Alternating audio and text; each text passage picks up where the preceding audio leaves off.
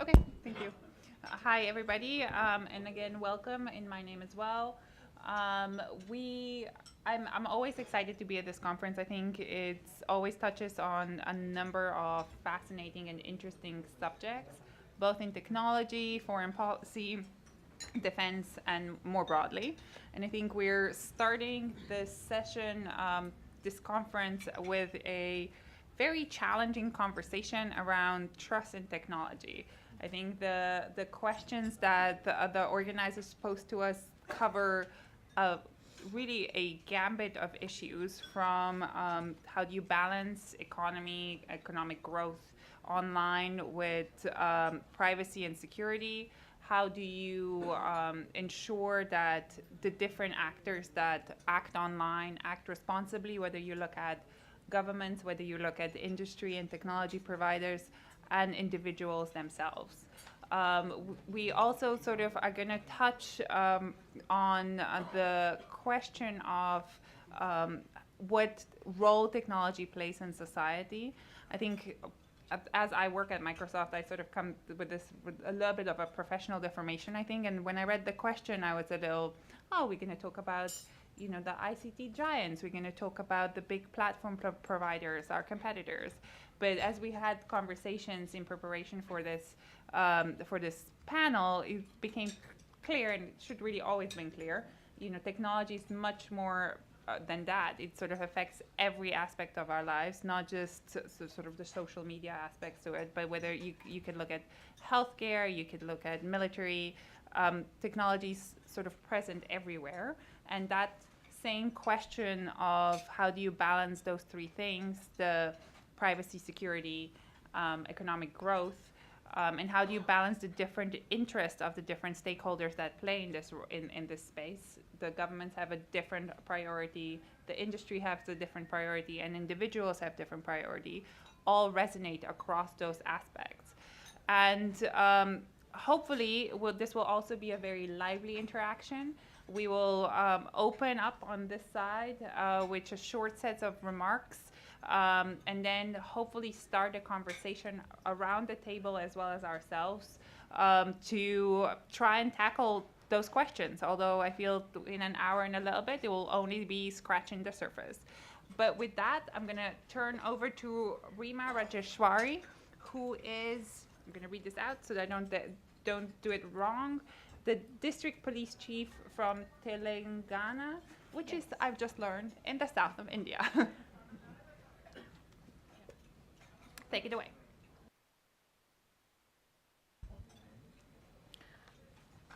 Good evening, everyone, and I must say a special word of thanks for the panelists for letting me start first.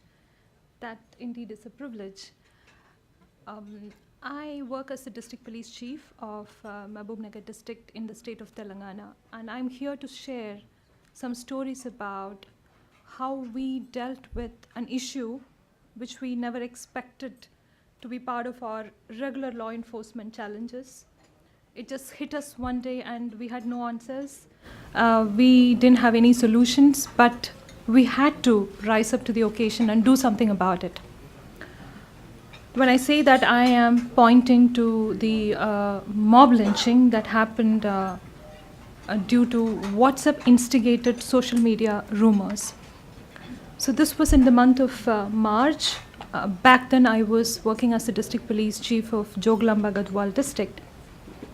And I'm sure all of you are aware about the issue, which was there for about 5 months. For about 5 months, we read about it, we heard about it, we saw visuals of it in the television almost every day, where people were getting killed, people were getting mob lynched just because they saw some video or an image or an audio in various platforms, and most importantly, WhatsApp. I'm going to share a little story before I start getting into the issue. I'm talking about the time when I was just 8 weeks into my new posting as the district police chief of Joglamba Gadwal district. And this issue happened in a village called Gattu. which is very remote, backward, and historically known for the political faction-based violence. And March is very famous for the local festivals. In Telugu, they call them as jatras. A lot of festivals happen. People travel from one village to another village. There's a lot of cross-border movement because we share borders with Karnataka, state of Karnataka and state of Andhra Pradesh. So one evening, two women, and their names were Manemma and Maheshwaramma, two women in their late 40s. They belong to this community called Budigajanga community, which is carrying on the tradition of local oral storytelling. They basically earn their living out of folk singing, and most of their income comes during these festivals. So these women, they left their village and they went to this place called Gattu, and they were performing in the local festival. So after the performance, they realized that it was very late and they missed the last bus that would have taken them back to their village. So they decided to stay back in the village. They took shelter under a banyan tree on a platform which is close to the banyan tree. And when night fell, they decided to sleep inside the temple, which is built for the local deity. So around 12:30 midnight, they entered the temple and they started sleeping. Around 2 a.m., one of the villagers who was passing by the temple saw these two women sleeping inside the temple. In 5 minutes, he ran back to the village and he woke almost everyone up. A village having 300 residents. He woke them up and told them that I saw two women and they are hiding inside the local temple.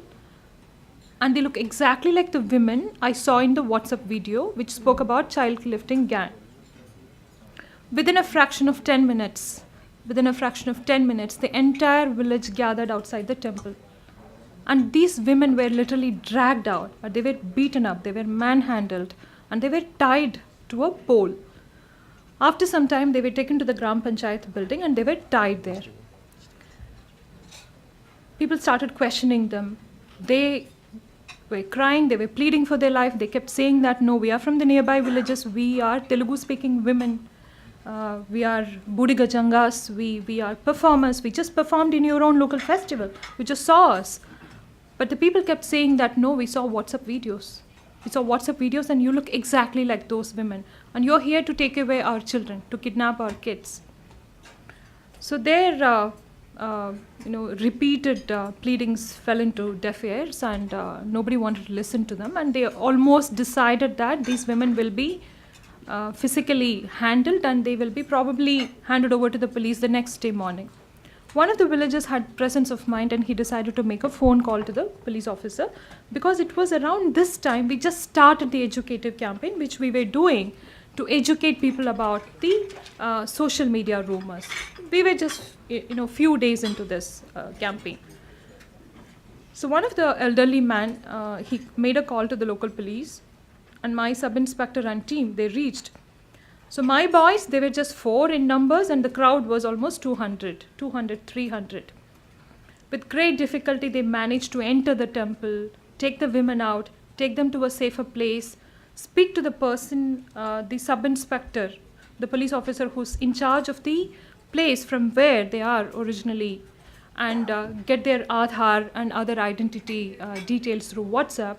And it took almost 3 hours for the boys, my police officers, to convince the villagers that these women are not child lifters, they are not child kidnappers, but they are actually folk singers who just came from the neighboring village, which is barely 15 kilometers away. So this was a first incident of mob violence in my district. And this was a great red flag for us because until that moment, we did not realize that this was also a law enforcement challenge for us. And after that incident, we had 23 such incidents for about 45 days. My phone wouldn't stop ringing throughout the night. I got calls that in Telugu they say, ma urku donga vacharu, ma urku gangs vacharu. That means they are saying that thieves have come to our village. A gang is there, on the prowl, looking out for our children.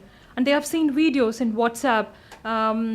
One video that I would like to cite, I would like to give the details, the graphic details of it, which had the visuals of a man struggling to stay alive, and his body is ripped, and there are 5 men standing in a circle, and one of them is putting his hand inside his body and pulling out his organs, and he's bleeding for his life. So a person who lives in a village like Gattu, which is economically backward, people have less than 25% literacy rate, who are illiterate and digitally illiterate, but have access to technology. Somebody like that, when they look at the video, his way of identifying with the issue is that, yes, it may be true, the gang which is out there is there to get to me, to take away my children. So I am supposed to be on my defense. So these videos and this repeated image which was circulated in the local WhatsApp groups and local social media platforms made these villages to form themselves into mobs, stick-wielding mobs, and they started attacking any stranger who would walk into the village. And this went on for about 45 days.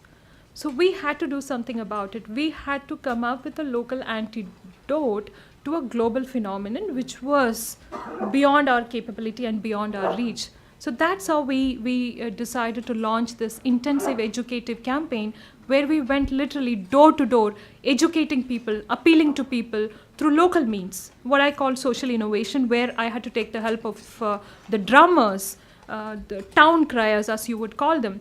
We taught them how to convey the message to the people, not to fall for the social media rumors and not to take law into their hands. And we trained our own police cultural troupe. We wrote folk songs. Yes, you heard that right. We wrote folk songs on fake news. Folk songs to fight fake news, because we had to come up with a local solution, because we had no idea. So if there was one incident of a mob violence where one particular video was making people go crazy, forcing them into a state of mass hysteria, my job as a law enforcement officer is to get into the origin, to find the origin of that particular video so that I can take it down. I can take it down and prevent it from spreading further and creating panic in the society. But I couldn't do it. Traceability was the biggest challenge back then. It still is. Because WhatsApp had this feature of end-to-end encryption, and we couldn't do anything about it. We couldn't go after the source. We couldn't stop it. And virality is something which is beyond our own capabilities. So we had to come up with this localized solutions of going door to door, teaching people self-regulation. So all we did was to teach them. Go door to door, go into each village, go into each tribal hamlet, teach the people, the residents who are illiterate and also digitally illiterate. And we took the help of the local public representatives. We conducted a day-long training session for them, taught them how to differentiate between a real image and a fake message and a fake image, taught my own boys, my own team, how to identify fake news and how to go into the community to teach them how not to believe in them. And then with the consent of the community, we managed to get our own police officers, members of the local WhatsApp group, so that we would know whenever a viral content is being shared, a malicious content is being shared, which has the potential to incite violence. So these were like small little solutions that we came up with. But one solution doesn't fit all, and it has to be a combination of a lot of things. And I'm really happy that right now various stakeholders, digital platforms, the government, civil society organizations, public, they're all talking about it. They're aware of the issue. They're all coming together. They're being brought to the table to come up with solutions.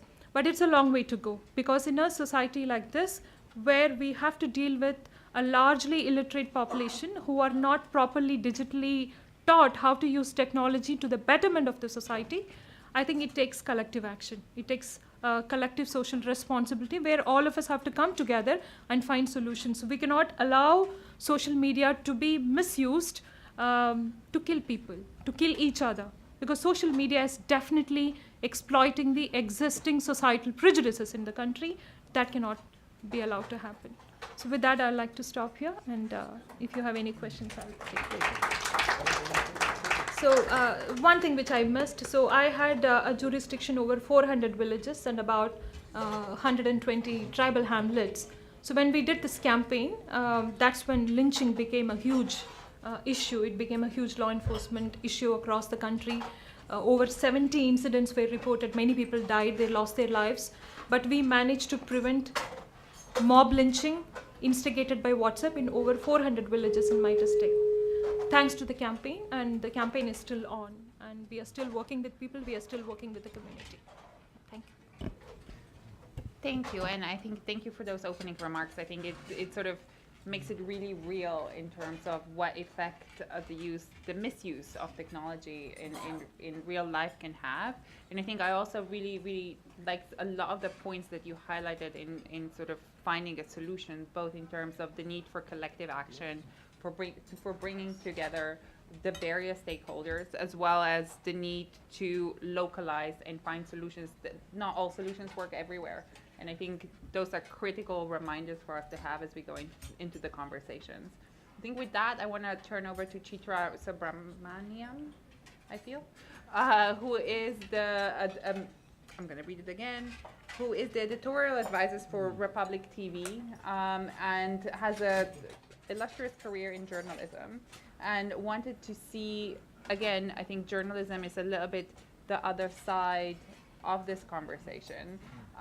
To see from your experience, how has journalism changed as a result of technology, as well as sort of some of your own experiences in interacting and advancing the discussion in this space.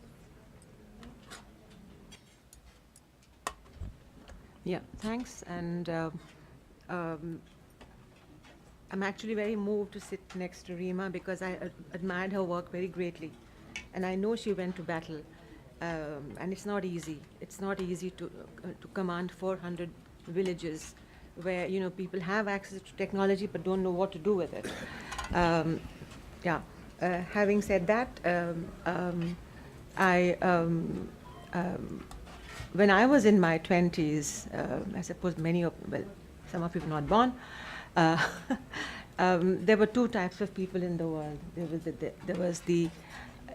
There were AC and there were BCs. BCs and ACs, which is before computers and after computers.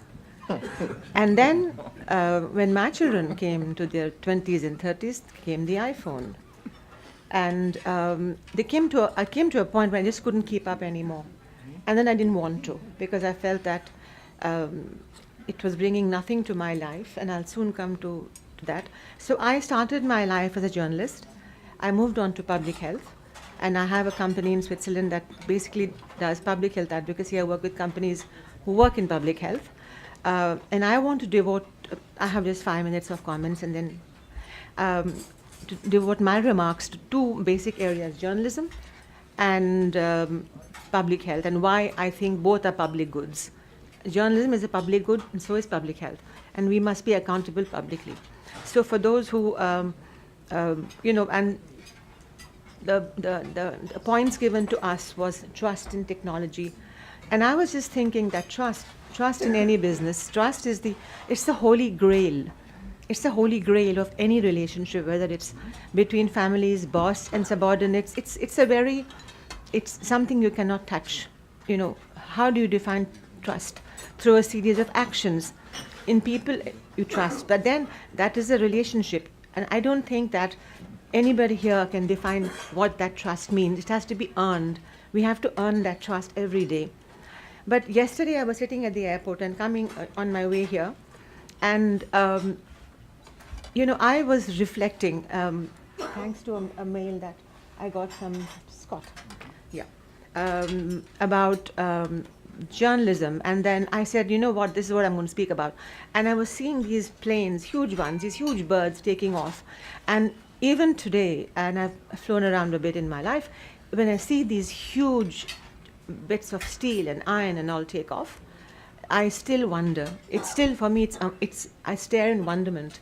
You know, I'm not bored. It still brings that sense of, wow. You know, I still want to ask, why don't ships sink? And in the lounges where you have areas for children, those have been replaced by little gadgets and games. They're colorful and nice, but everyone's learning something or not learning on that. So I come from a stage where I went from telephone to telefax to internet to the whole iPhone, whatever now, 100 or whatever. And for me, and please bear with me, for me, imagination is the ultimate time machine that we're all going to have to deal with. And imagination is what brings people out of caves. Imagination is what brought us out of caves, to take risk. Risk is such a part of our lives today. Wherever you live, the risks she mentioned in the little village, the risks that we take when we go around. And this imagination cannot be controlled. Nobody can control it, which is why we are, it can neither be controlled nor contained. And I think as we go into a society where people are consuming information, good, bad, ugly, in one way or the other, I think we are, at some point, we need to see how can we imagine a bridge to what can be possible, what is possible that speaks to all our children and to future generations. So, and risk means jumping off a cliff without nets. Could we have allowed our children jump off the cliffs? No, you have to build on knowledge and what you know. But today the very basis of that knowledge is being questioned, and questioned from extremely uninformed people to extremely informed people. So I want to just talk about a story I worked on for many years, the Bofors investigation, which contributed to the fall of a government in India.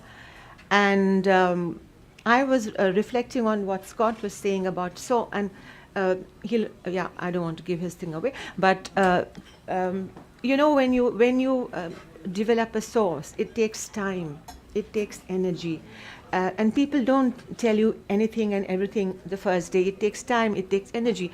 Are we now going to be speaking to computers? Are we going to speak to Alicia? I mean, where is that human being? I think it was asked today very, very eloquently at the inaugural speech, where is that human that we must all be speaking to? And we have to advance very, very carefully, because you're looking at people who have access to an internet, but not to literacy and not to public health. And in India, I'll give you one small example which bothers me on public health. Now, we know we have vitamin deficiency, and every village in India, and people who have traveled in India will know that, every village you have cold drinks and you have chips. Whether you have electricity or not, you have beer, cold drinks, and chips. And I've often wondered, why can't we work with the private sector to send vitamins, send food? But that is something else I'll talk later. So that was the part about journalism and how we need to construct our arguments very carefully. And I don't know how the sources will come. I think the dissemination of information is one part, but collecting the information, I don't know what will be the body. Do we need laws? You're going to speak about GDPR, I think, at some point. So, we need some kind of a body, and that body hasn't yet emerged, which is why the uncertainties was, the last phrase of this session of Raisina talks about uncertainties. We live in very uncertain times. And if anyone can tell me tomorrow this is what's going to happen, I'm going to ask him or her, what are you smoking? So then that is where I stopped with my first point. Second point, and a quick one, I was, in 2011, I was diagnosed with something called multiple myeloma, which is a form of blood cancer. And I didn't know what it was. I thought, I have melanoma, I can deal with it. It's what Ronald Reagan had. And then it was all hell broke loose. I got on the internet, and the first thing they say when you have a bad diagnosis is to not get on the internet. So, but of course I got on the internet and decided I had every symptom, I had everything from, everything was wrong with me, and there was no way I was going to get out of it. I'm quite dramatic. I can be quite dramatic. You may have noticed. So, and then I read everything, and I live partly in Switzerland, so I'm lucky. I had the best of everything. So I got the best of the doctors. I read everything, imaging, technology came home, like in a very serious way. This is what will happen, your long bones, your short bones, your tibia, anyway, fine. Then just before, I had a stem cell transplant. A stem cell transplant is like, they take off your own cells, blood cells, they clean them up in a machine that goes zh, zh, zh, and then they go and store your blood, and then they put back to you. So hurrah for technology, you know. I'm alive because of technology, and also how quickly you can go from, let's say, seed to the table, broadly. So just before the transplant, walk into my room some 7 or 8 people, human beings, from the oncologist to the radiologist to the pathologist to the cook to the nurse. The whole lot came into my room. I said, okay, I'm dying, right? No, seriously. So they said no. So I said, why is, they said, because we don't, it has happened in hospitals around the world where you go in to get your kidney removed and they remove your heart, or you know, they remove your left leg when your right leg is. So they went around the table, each one telling me and themselves what they were going to do. So there was the human being telling me, this is what I will do, this is what you will do, and you can watch it real time. And if you panic, we're all online. So, you know, I began to use technology as a human being who needed to survive, not because of lynching or more violence, but because my life depended on it. And the last thing I want to say is, and 2 more things. I believe fake news is an oxymoron, and I will defend this position. And fake news is to news what snake oil is to medicine. And somebody asked the question, and that's the last thing I want to say, are we moving from a state of artificial intelligence to natural stupidity? So I leave that open. And thank you so much for listening. Thank you. Sorry, I had to escape. Thank you. I think I really liked that presentation. I think I liked both the fact that you found positive in technology, because I think we often, especially in conversations like this, only focus on the negative. My husband has a PhD from Silicon Valley in technology, so it's good. I look like a fool every day. And I think I also like that you touch upon imagination as well as on the human elements, because I think that's the other thing that we often blame technology rather than humans. And I think with that, I'm going to jump over a couple of people and ask Scott Carpenter, who's the managing director at Jigsaw, to reflect on some of the ideas and positions that we just heard of in the first 2 presentations. Thank you very much. And first of all, I just want to thank the organizers and thank you, Kaja, and the panelists who have joined me here for this opportunity to discuss these pretty thorny, difficult, challenging set of questions. When I read the opening related to the issues that were to be covered, I have to say I was mildly encouraged, actually, because when our team at Google was created 8 years ago, these were precisely the issues that we were formed to discuss, debate, and also figure out solutions for.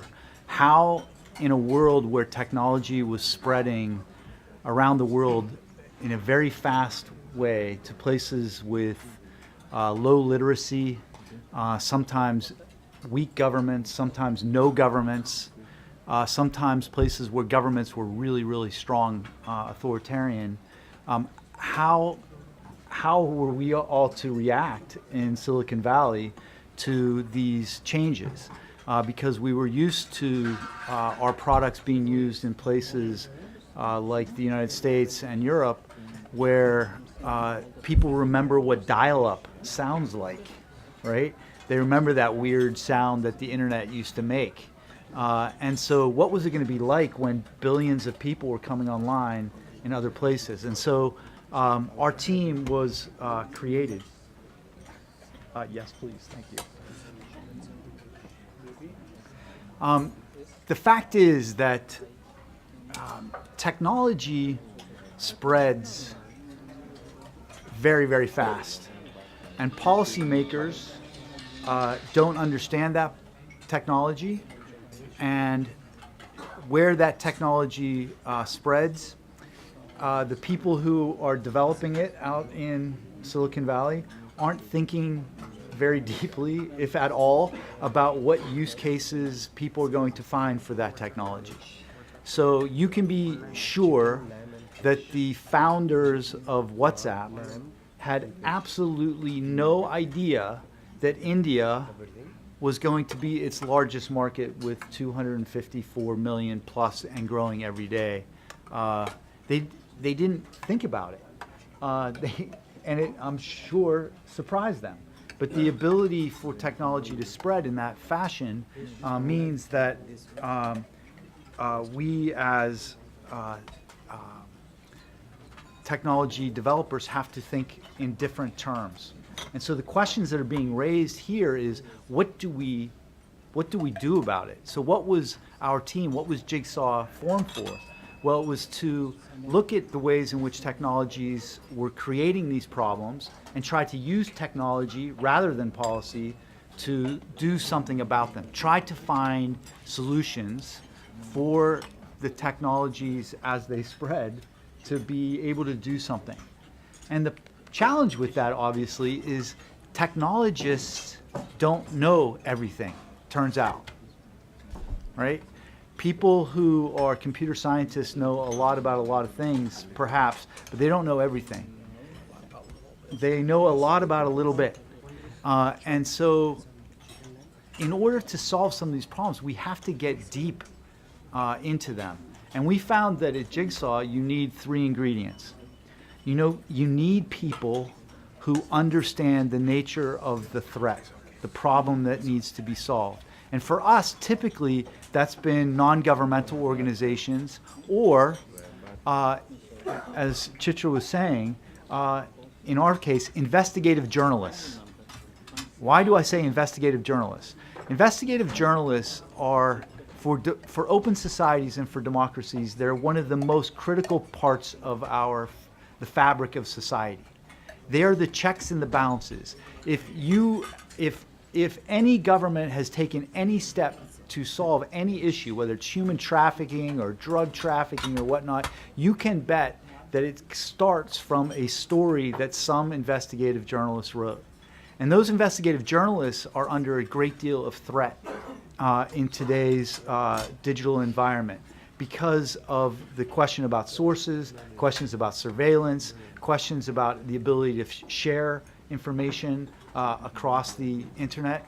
And so we want to find ways of getting to know these people, the challenges that they face on an individual basis. It's not only investigative journalists, it's human rights activists and others, but they are the most vulnerable people on the internet. And if you can find ways of protecting the most vulnerable people on the internet, guess what? You can protect all of us. And so, so one critical ingredient is getting to know those people. But the second critical ingredient is you have to bring in technologists. You have to bring in the people who understand the technology, because too often we're talking past one another. Policymakers don't know anything about technology, but they feel competent to opine on it all the time. Technologists aren't engaging with policymakers, so they don't understand the challenges that they're trying to resolve. And in the meantime, the people who are most vulnerable aren't being really cared for. So Jigsaw tries to bring together these 3 components to develop solutions. And one of the most important pieces is we need to go out and get to know these folks. There's only one way of trying to to understand what an ISIS fighter's relationship is with his phone. You have to go talk to them, and we do. There's only one way that you can understand how white supremacists are using the internet to recruit. You have to talk with them, and we do. There's only one way for us to be able to reach out to people who are threatened with rape every day at scale on the internet, and we do. And that piece is critically important for us. And so what I wanted to do is suggest that, to give an example of how we attack some of these problems by appealing to what I call patient zero. for the online harassment and demonization that takes place online. So in the United States, back in 2013, there was a set of events that we refer to as Gamergate. Gamergate. Gamergate. Gamergate. Gamergate. And it related to the fact that there were a number of women who were developers of video games. And when men, who are the predominant players of video games, understood that these women were out there, they decided to target them very, very heavily with all types of abuse, the most horrendous abuse that you can imagine, and to do something we call doxing, which is to reveal their address, reveal their email addresses, their telephone numbers, to try to suppress their voice, to make sure that it could not exist online any longer. And not only that, but then a woman, a reporter, an academic who was studying this phenomenon, wrote about it, and for the next 7 years, and I think it persists, I mean, to today, she is routinely harassed by these people. So what we decided to do is we're going to bring all these women together to talk to them about their experience, try to understand it. And when we did that, they said, you know, all the tech companies invite us to talk with them, but they never stand with us. And so one of the engineers on our team, unbeknownst to me, said, oh, we're going to stand with you. Go ahead, take a picture of us in front of our brand, and we'll proudly be standing with you. My phone, I was at dinner, my phone started to buzz incessantly.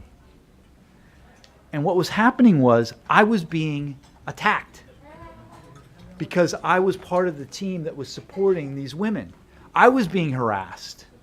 I got a little taste of what it's like. Nothing compared to what they deal with, but something of what it's like. And so over time, to cut a long story short, we have found ways to attack toxicity at scale on the internet when it comes to online comments.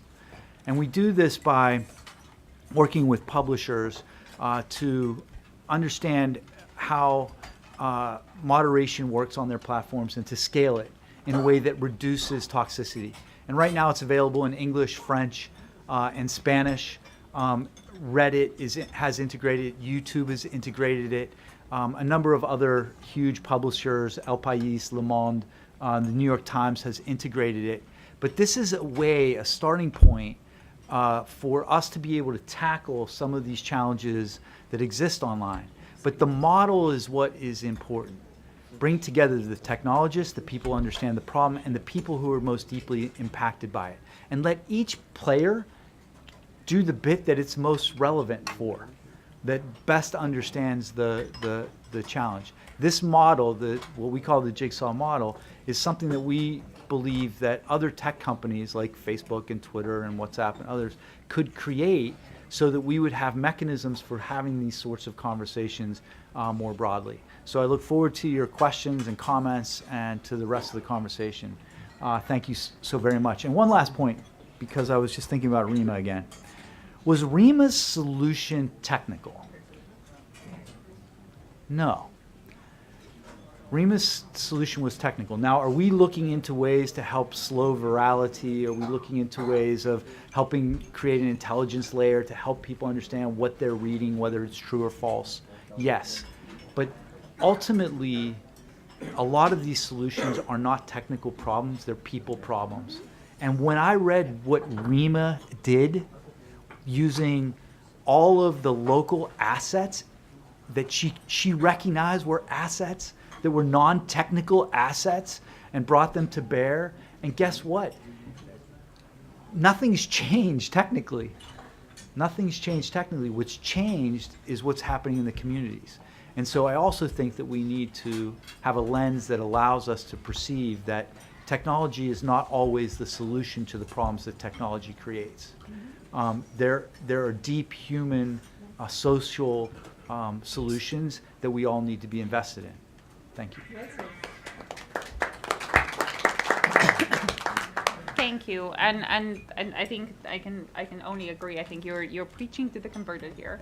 I think the idea, and particularly the idea that where you're talking about how the technologies and the policymakers often talk effectively past each other, even if they're talking about the same issues. I think it's a very real and very important challenge. I think the unique aspect of actually bringing in the effectively the victims is what very few people do. I think it's even today. I think it's either technologists and policymakers. There's some effort towards them working together. Some, but no one actually, I think, talks about the victims. And I think with that, I kind of want to move over to Paula Kift, who's the civil liberties engineer at Palantir Technologies, to talk a little bit about the other, I feel, options, but an important option that we shouldn't forget. Rema talked about how do you change behaviors. Scott talked about how do you change technology. And I think it would be good for Paula to talk a little bit about what's the role for policy here. Absolutely.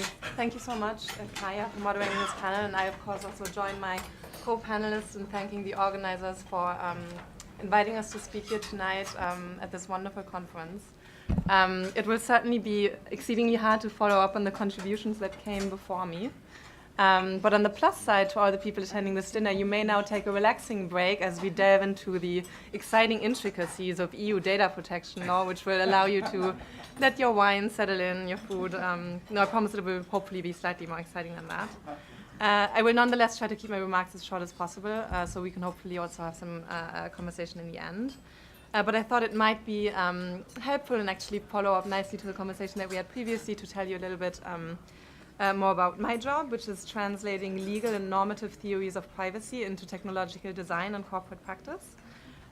What lessons can be learned from this experience, and most importantly, why definitions matter. So I'm not sure how many of you in the room study privacy, but if you do, the first sort of issue that you stumble into is the fact that nobody can actually define what privacy is. Ask every single person in this room how they define privacy. I can tell you that they will all come up with different answers. Some might say, well, privacy is about secrecy, it's about keeping information to yourself. Some might say it's about control. Others might say it's about the appropriate flow of information, so it's more of a social theory of privacy. Why does this matter? Well, it matters because how you define privacy will ultimately also play into how you design privacy or how you translate it into the law. Now, I think we can all agree human beings are social. Communication is an essential part of our lives. We want to be able to communicate with each other without constantly fearing that what we say to each other will be taken out of context or used for malicious purposes. However, this is becoming increasingly difficult as the majority of our communication now takes place online, which includes both our personal and business conversations, and on top on channels that are now increasingly also abused or reappropriated for different purposes, maybe fraud or fake news, radicalization online, hate speech. So it's very challenging then in this environment, I think, for governments, citizens, corporations, consumers, policymakers to find the right balance between what the conference organizers have aptly called this, I believe it was the tricky triangle, something like that, of privacy, security, and economic growth. Now, as you can probably tell from my thick German accent, I grew up in Europe, so I'm heavily influenced by the European approach to privacy. And it's true that if any of you were also bombarded with emails just around May 25th last year, you will know that the EU General Data Protection Regulation did have a pretty widespread impact around the world, which might also make it worth just spending a couple of moments speaking about it. Now, the EU is obviously special in the sense that it always sets itself as a goal to not only be an economic union, but also a union of shared values, right? And they were always convinced from the beginning that a successful economy and privacy are not contradictory, but in fact that good data protection could lead to better business. And the GDPR was precisely supposed to achieve that, to allow for the protection of personal data, while at the same time allowing for the free flow of that data. And interestingly, that second part of the sentence is often forgotten nowadays because you're like, oh, the GDPR, such a compliance headache. But in fact, it was also supposed to enable the exchange of communication, right? By having a uniform framework that set uniform standards that companies also knew they'd have to follow all around. But of course, then, now that the GDPR has come into effect, 8 months into the post-GDPR world, how close was the EU to actually achieving this goal in practice? I think that's an important question to consider, particularly considering that many other jurisdictions are following the EU model as well. And I think that, for me at least, one of the most important lessons that can be learned from the GDPR, and this is an important one around the world, is that it demonstrated that we as citizens and consumers have the power to shape the future of technology, including privacy. You might disagree with the way the GDPR is designed, how it was conceptualized, but I think it's hard to disagree that it had a fundamental impact on how corporations and also citizens think about data, the level of awareness surrounding data privacy, and the fact that it's not only now an issue of compliance, but also reaches the C-suite. So I think that's an enormous achievement for data protection, and it's inspiring also as raising awareness that we can actually join legislators, we can make our voices heard and impact real change, because the GDPR did make real change. From an economic perspective, I think the review might still be outstanding. It might be mixed, partly because the EU is always obviously in a challenging position of finding a uniform framework for 28, perhaps soon 27, unfortunately, member states. If you look around this room, I don't know how many we are, maybe 50, but even if you took half of us, if you had to agree on one framework for anything, it would be pretty hard. And there are still a number of opening clauses within the GDPR that allow individual member states to specify the law in certain ways. So you cannot speak of a fully uniform framework, but it went a long way. And then the last thing that's still outstanding, I think, a little bit is what impact it may have had on competition. I read somewhere, I think it may actually have been Google, that said they spent hundreds of years of manpower on compliance towards the GDPR. Not every company has the luxury to spend literally a century of human life on EU data protection law. But generally, I think it goes in the right direction, and it sets an aspirational framework that we can now build upon to further improve going forward, as we can experiment with its implementation going forward. However, one thing that I would like to take into consideration, or even play as sort of like an imaginary game, is what if we conceived of data protection differently than the GDPR? So I think one of the things that seems intuitive, but might actually make data protection very challenging, is that we conceive of it as an individual right. It's for me to protect my data. It's for me to make use of my information rights, to ask a company to give me all the data they have about me, to make use of my right to be forgotten, to ask for an explanation why a certain algorithmic decision was taken about me. But I think the challenge that this creates is that those people who already are well familiar with data protection, who might make use of those laws, actually do so, whereas those that are most likely to be subjected perhaps to algorithmic discrimination might not have the means or the awareness to actually make use of these rights, and that might actually further digital discrimination. So one thing that I would love to think about in this round is whether one could not conceive of data protection and privacy as a kind of duty of care, not only from governments to citizens, from corporations to consumers, in a law enforcement context, very important context, to also establish, as Rema did very effectively, I think, when technology makes sense and when human interaction makes sense, and that a human component always needs to be in the loop, but that there also needs to be a duty of care amongst each other.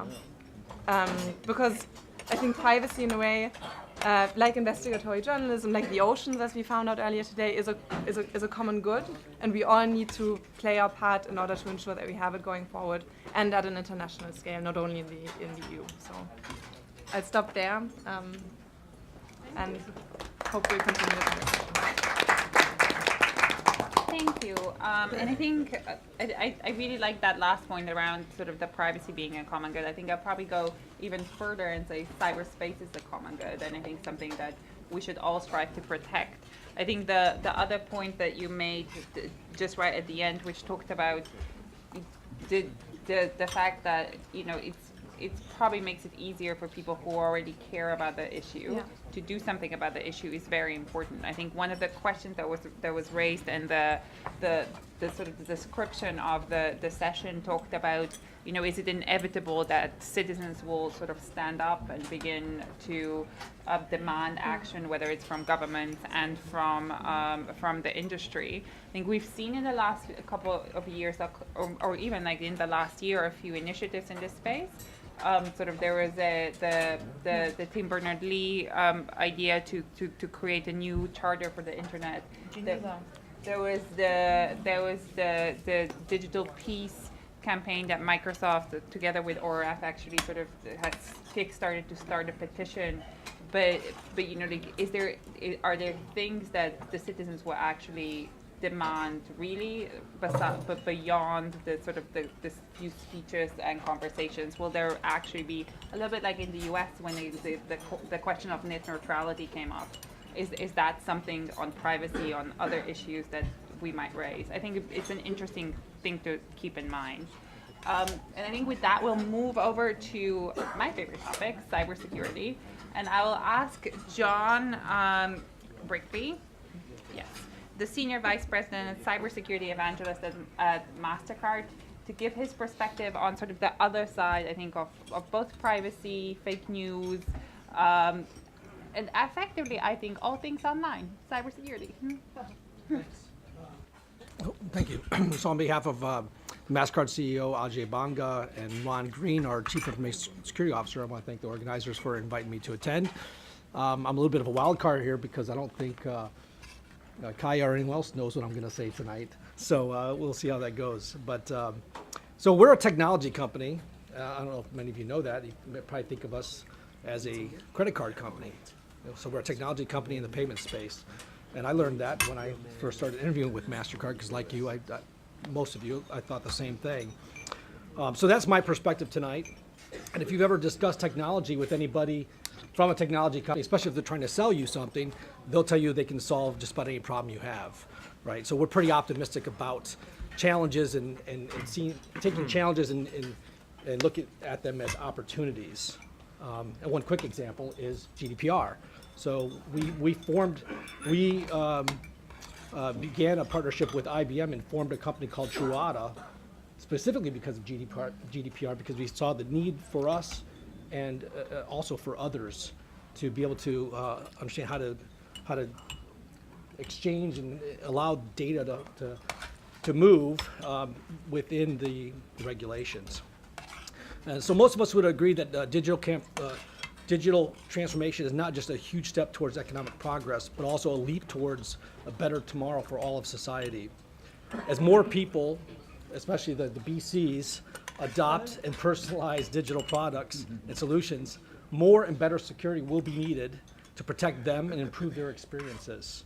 And I can relate to the BCs. My parents are still BCs. And so I'm their tech support for everything, including how do I unmute my phone, which is harder than it sounds like it would be. Again, we've been very optimistic about technology and about the convergence of our digital and physical worlds. In fact, we consider them as one domain when it comes to security. At Mastercard, my boss is a Chief Security Officer and Chief Information Security Officer. We have a fusion center where we combine and a security operations center where we bring together those two domains. So in the near future, the proliferation of all these connected devices, so whether it's your cat food automatic feeder, your thermostat, your door locks, whatever those devices are, these will catalyze this convergence, making safety, security, and securing public trust critical imperatives. So we acknowledge the persistent risk associated with technology. You can't have one without the other. There's always going to be risk. I like to say, anytime you add a line of code, you're adding some vulnerability. In systems that were assumed to be secure years ago, we're now finding out, including in banking and e-commerce, we're now finding vulnerabilities on a daily basis. And we hear of these in the news, not the fake news, but they're real. And we also hear about cyber attacks on a daily basis. And the message I think you get is that we're behind. Security professionals are It's kind of a cat and mouse game, and we seem to be behind. So we definitely have to look towards the future and figure out how do we get ahead of this. What makes this more challenging is that some of these threat actors are highly skilled, have a lot of resources, and are very persistent, and can overwhelm the victim organizations. And oftentimes the victims don't share the details of the attack. They don't work together and coordinate out of a fear for a loss of reputation, out of a fear for compliance reasons, out of stock value reasons, whatever the reason may be, we're at a disadvantage. The bad guys don't follow rules. We have to follow rules, or we pay a huge price in many cases. So tonight we gather to discuss trust amongst our citizenry, our consumers, and I got to readjust here. And so it has to be a collaborative effort. And I'm reminded of the African proverb that says, if you want to go quickly, go alone.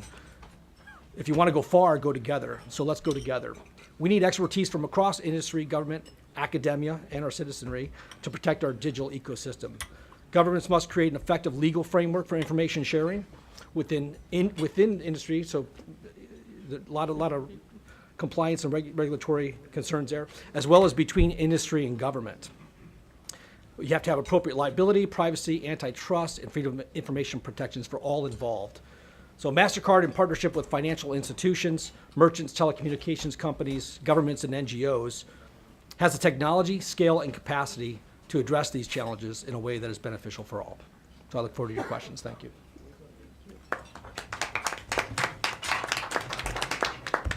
Thank you. I think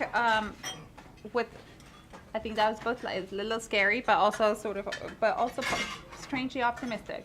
I think the particularly sort of, I think the thing that made me think was your point about discovering vulnerabilities in sort of problems that were already thought to be solved.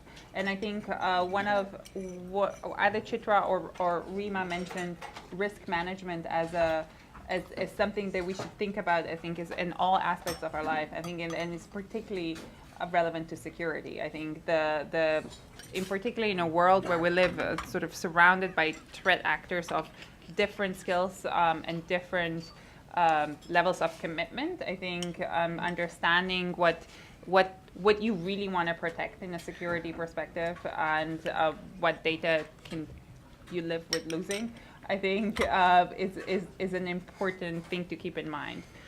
With that, I will turn over to Stéphane Nappo, the Global Chief Information Security Officer for the International Retail Banking for SocGen, to provide some concluding remarks. Thanks a lot.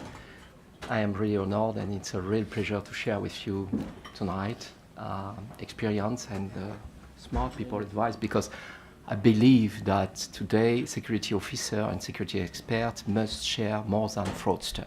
Okay, keep in mind that fraudster shared everything. Mm-hmm. Okay, and we need to share.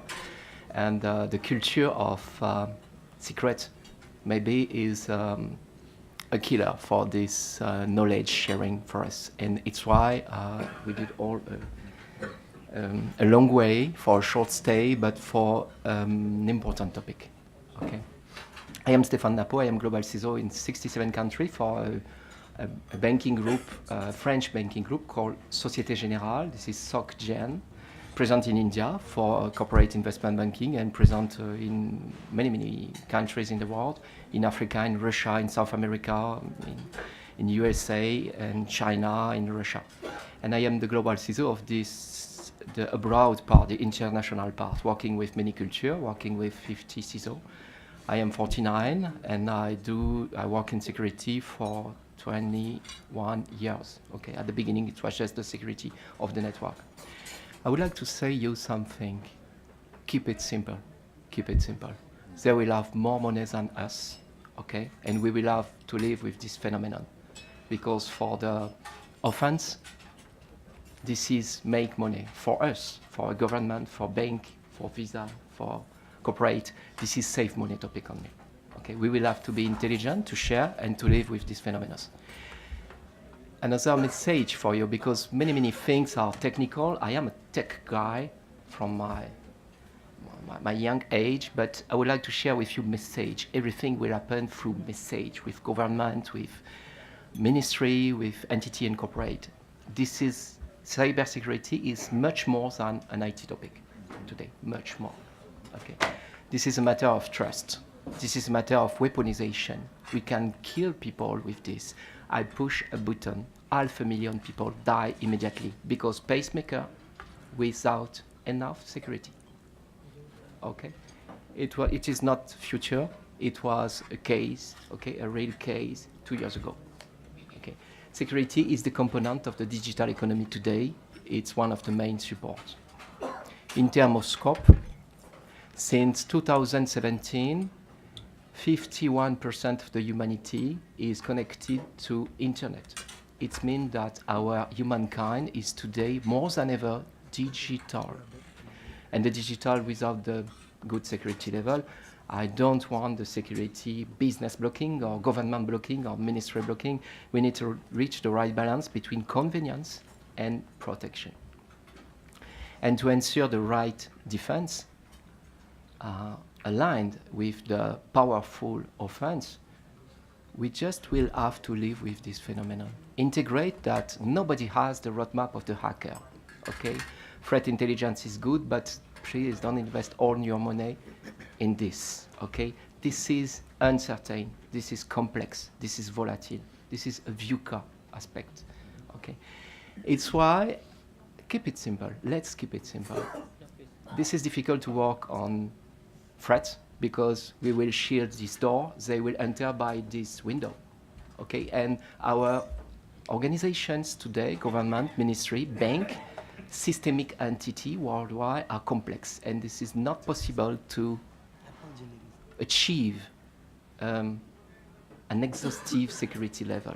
It's why we need to keep in mind that all the threat is just a reflection of our weaknesses, and we must increase the security master plan and the strategy related to our weaknesses, okay? Keep in mind that we create opportunities of attack by lack of security hygiene, by low level of access right management, by all other smart examples given just previously. We create all this opportunity. And if we have a look on our information system, weaknesses and asset, if we have a weaknesses and no asset line, whatever, but if you have a weaknesses and a huge asset, what makes us it is exposed. We will have to do something. And that could help many, many companies, instead of dream and try to anticipate the uncertainty with threat, this will help many, many companies to reduce the target effect, okay? Don't be an easy target. This is another message. And today, India is the largest democracy in the world. Democracy rely on trust, rely on population. And today's services for population, healthcare, old school services, digital services, innovative services rely all more or less on digital. And we need to ensure that the security level will be enough for digital. This is a support of humankind, economy. And we just will have to live with this phenomenon once again. This is not a matter to scare people. We will have to ensure the good level, like many things like cancer prevention or road incident prevention or many things that could happen. And please, instead to think threat, think resilience, think what are your weaknesses and what are your action plan to cover these weaknesses. And if you think that data is the new old, think that trust is the new gold. Trust is the new gold for a government, ministry, company, and so on and so forth. Because today, digital is a game changer. By the past, a company was working with a reputation. Okay, my product is strong. I am IBM or Microsoft. My product is very strong, and okay. But today, this is not enough. We need to ensure the customer satisfaction. And this is I like or I quit. Okay, Netflix model. Okay, this film is okay. Okay, the second one is not okay, and nothing is available with my taste. I will quit. Okay, this is the reality of today. And in this economy based on the like, on the attraction for products and not only on the reputation, we need to ensure that the customer is listened. The voice of the customer, the voice of the population for government, for ministry, the voice of the user for a corporate, I mean internal user of computer or workstation, is a key point. If you take into account the user experience in the security level, in the security doors, you will reach a good security and sustainable security. Because keep in mind that the dose makes the poison. If you implement too much security, that will be the nightmare with this password, this other OTP, one-time password, this key point, and you will just, okay, stop with this stuff. I prefer the other bank and protect it. And what a pity. Okay, today risk is huge and the frequency of attack is certain. The question today is no more if you will be attacked. The question is when you will be attacked and what will be the consequence for your entity. Okay, we have insurance on the market in India, in Europe, in America. We have insurance. Insurance which just helps you to rebuild your entity if you are not die. Okay, because today attack could be powerful and many companies experience this attack and after make provision through hundreds million. Keep in mind that the retrospective vision of the risk for a ministry, for a corporate, Visa or a big bank is tricky because we are more comfortable to explain the figure from the past because it happened. This is okay, this is accurate, this is factual. But today, in front of the car, we have losses, huge. And in the rear mirror, we have nothing. Just an example for a big group in France. It was maybe 50 kilo euros per cyber attack. And when Saint-Gobain suffered the WannaCry attack in front of the car, new attack cyber, it was 300 million euros of losses. Okay? Keep in mind that the risks are in front of us and the figures that we have in the rear mirror are not okay. And we need to implement less and less, retrospective vision. Retrospective vision could lead you just right in the wall, okay? Because if you said you have 50 kilo euros by attacks and you ask, like me, $70 million or euros for a security master plan, they will say, okay, Stéphane, you are kind. We will wait for the attack of the hacker. He is less expensive than you. We need to explain that the stakes are here in front of the car. And this is tricky because we will have to comment more the empty part of the glass and less the full part of the glass. Okay? Anticipation, trust. Another point is reputation for sure. It exists again for Microsoft, for Visa, for bank. Reputation is the basis. No reputation, finish. Okay? In the bank, we have money. We can lose billion and we can refill the stock and so on and so forth. But reputation, nobody can reacquire the reputation. This is tricky. And for the bank and the financial system and for a government, reputation is all. This is fiduciary. This is the confidence of the population. And today reputation could be linked to digital. Imagine something bad about India on social network. This is complex to catch up after. This is very complex because these social media are free and we have not a hand on the management of this and this is really complex, even for a government today. It's why we need to think holistic and to define more than ever local policy and protect your sovereignty. Sovereignty is not incompatible with digital, but we need to think global and to act local, instead of to think local and to try to act global outside of your management. Okay?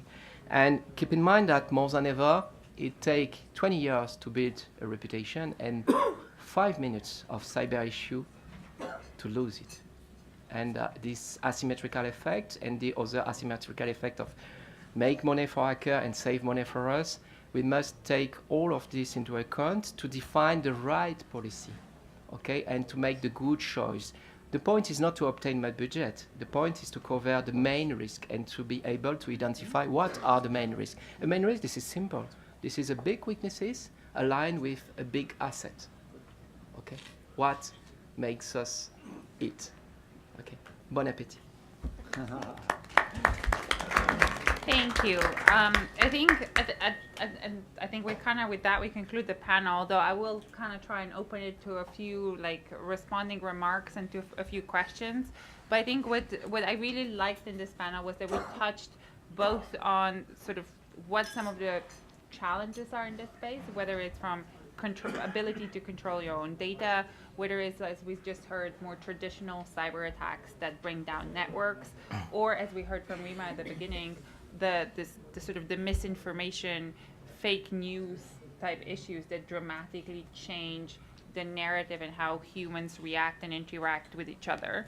But we also heard a few possible solutions in there, whether it's how legislation can act to prevent the situation spinning out of the control, what we could do at the organizational level to protect the critical assets of different companies or entities or individuals, as well as what we could do in the technology space, as well as, again, as we heard at the beginning, what are some of the innovative solutions that we could work on as humans to be more aware and to raise awareness of sort of the challenges that lie ahead in this new digital world.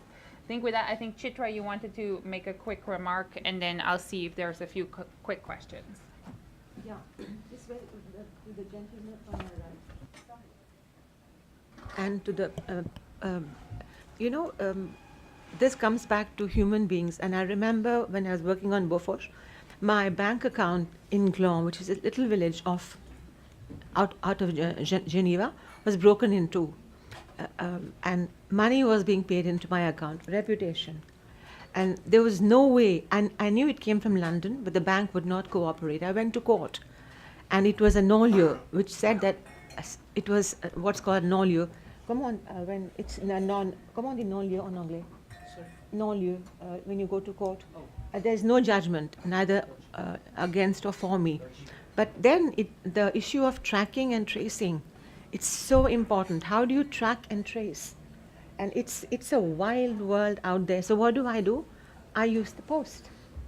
I actually would encourage people to use the post because I can follow it. And it's come down to that when you're dealing with me. And two people told me, and these are important people. One was my principal source in Sweden, Stian Lindström, who's now, people know who he is, and there was a lawyer in Geneva called Marc Bonneau, extremely well known. And they said that dirty money will always move faster than laws. And just like someone said, thieves and bad people have nothing to hide. And it's the rest of us who will have to deal with it. So with that, I just thank you so much, and thanks, gentlemen. Okay. I feel that we have lots of questions, but only about 2 minutes. I'm speaking really, it's fine.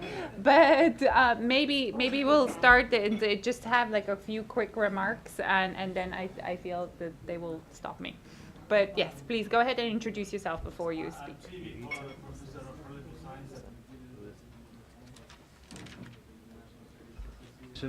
I was very impressed with this panel, in particular Rema, because it's the first time I'm hearing a woman police officer telling the story, which I really applaud. What is missing in this is the biggest problem of electoral democracies like India.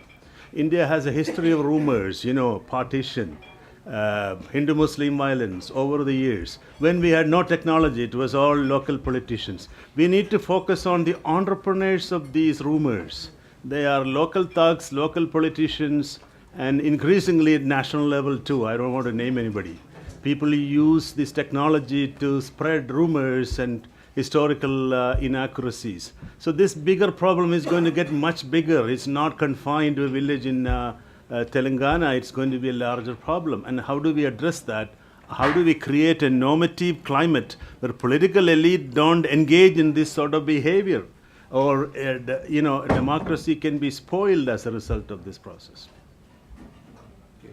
Thank you. Go ahead. Maybe just go in line over there. Me just before you figure in the story, just a minute.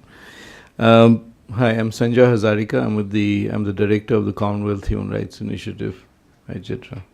I used to be with the New York Times, and we've become increasingly dependent on sources, on information, on people, on organizations that we don't want to trust, but have no choice but to use. That's what journalists and human rights activists and others are facing. Now, I'd really like to know what the panel thinks of governments trying to control digital platforms, change IT laws, as is happening in this country and has happened recently in Bangladesh.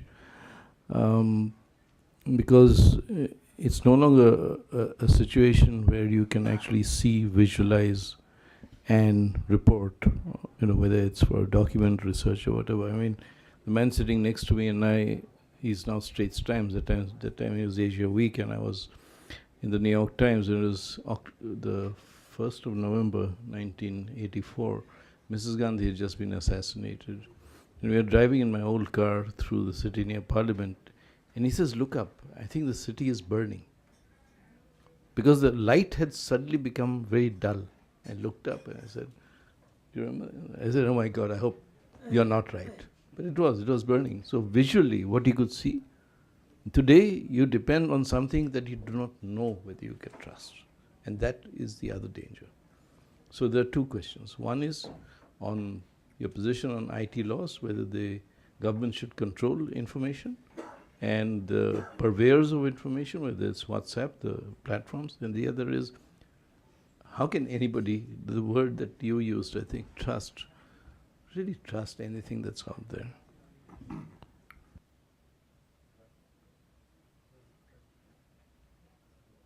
Okay.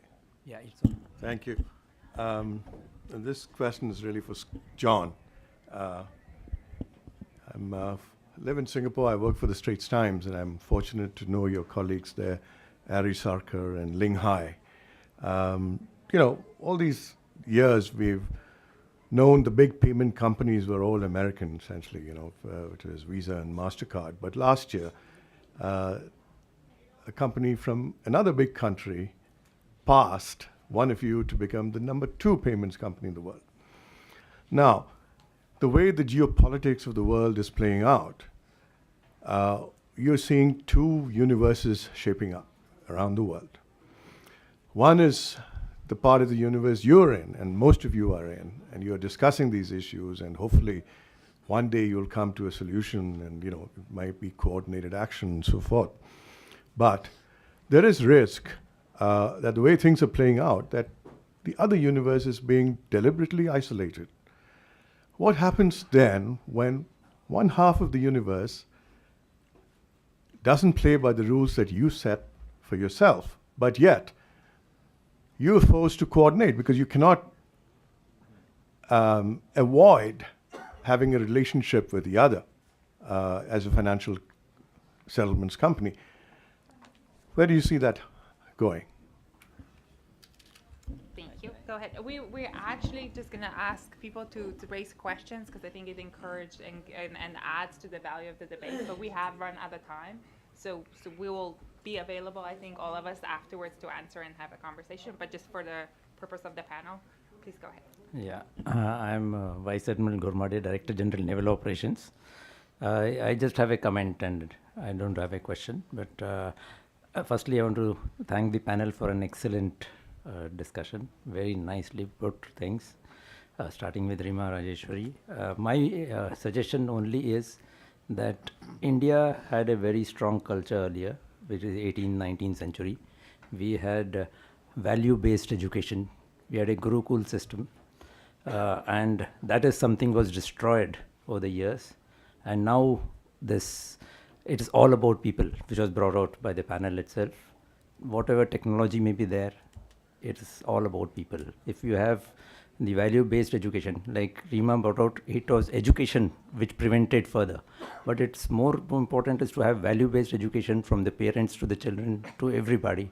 And then these things of rumors, fake news, cheating, all this would stop. The basic thing which we are lacking is that part. And if as a society we build that up, because every human being is actually peaceful. He wants bliss, he wants happiness, he's pure, he's content, on his own. But since it was brought out, like Mahatma Gandhi brought out, that there's everything for everybody's need, but not for the greed. So therefore, I think just we need to look at how we can have value-based education. Thank you.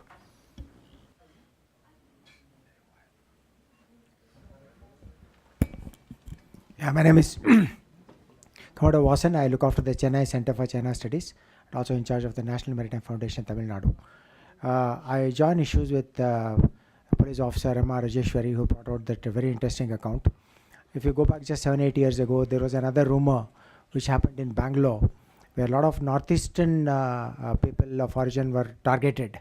And instead of the state coming to stop that from happening, they joined the rumor mongering and provided additional trains and said, now leave this country and go away. No, therefore, I think the point again comes back to what was brought out about how much can the state control this kind of, the digital control that we are talking about now, which is also a big debate. So the state has a responsibility, and it cannot abrogate its responsibility towards its citizens, particularly in the kind of scenario that Rema brought out. So there has to be a balance between how much of freedom you give on the internet and how much of control you exercise. So unless there is a balance, you will lead into the kind of situations where there will be mob lynching, there will be burning of trains, there will be looting or whatever which is happening. So the state has a responsibility, and therefore if it has to bring in certain amount of measures, you've done the right thing by joining the group. You're part of the conversation in the WhatsApp to say that I will control it by being part of it. So I think more such dialogues will help than trying to say that technology is there, which goes back to the same old saying there. They used to tell us that electricity should be treated as a slave and not as a master. The same thing applies for technology. It has to be treated as slave and a means and not as a master. Only then can we succeed. Thank you. And with that, I think that we are being thrown out of the room. So thank you so much for participating. Thank you so much for staying over. Thank you for the panel for the excellent remarks. I'm sure this debate will continue. And thank you, Kaja, for moderating so well. Thanks a lot.